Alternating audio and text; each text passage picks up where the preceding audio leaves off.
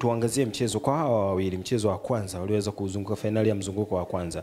Tunaona Simba pressure kubwa ilikuwa kwake. Maana yake ilikuwa pumzi ya moto ilikuwa ikipelekwa sana kwake. Mwisho wa siku Berkane walivyoamua kubadilisha mfumo wa uchezaji ndio haueni kapatikana. Unadhani katika mchezo huu tena kwamba Simba kwamba bado atakuwa na ile nguvu tena kuipushi Berkane ipate pressure? Namna ambapo approach zilipo za mchezo. Ukiwa unaongoza, kwanza unapaswa kulinda kile ambacho uko nayo.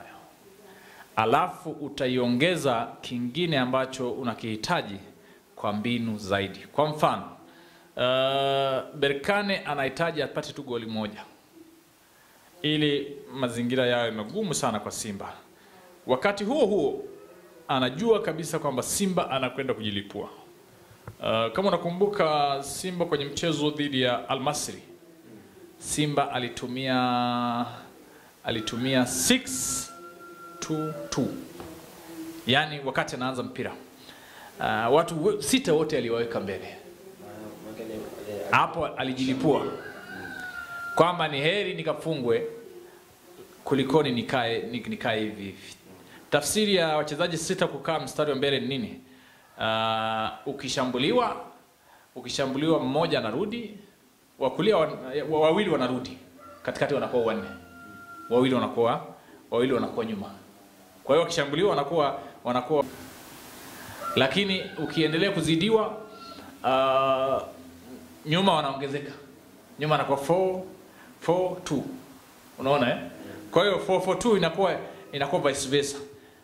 Wakati mnaanza 6-2-2, lakini nyinyi mkianza kushambuliwa inakuwa ni 4-4-2. Mkiendelea kuzidiwa inakuwa 4-4-2. Sawa eh? Kwa hiyo unaona huo mfumo unaweza kucheza kweli? Inategemea kwa sababu ukiwa katikati ya game unabadilisha. Kwa mfano kuna mtu anasoma mechi.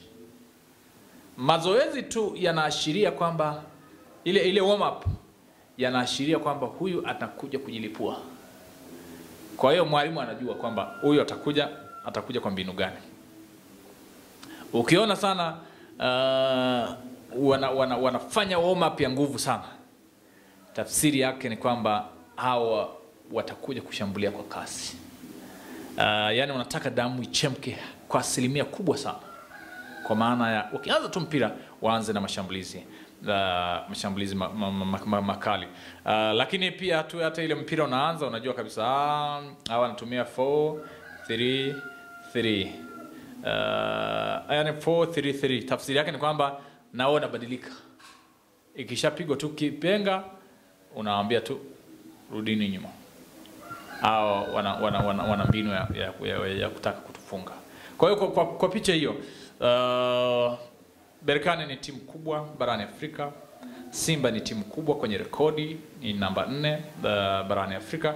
Kwa hiyo yoyote katika mchezo huu atakuwa na discipline kwa mwenzake, isipokuwa tu Simba wako nyuma, wanahitaji angalau upate goli moja la kuweka morali juu, goli moja ya kuweka uhai kwenye finali hii. Shukrani sana. Asante.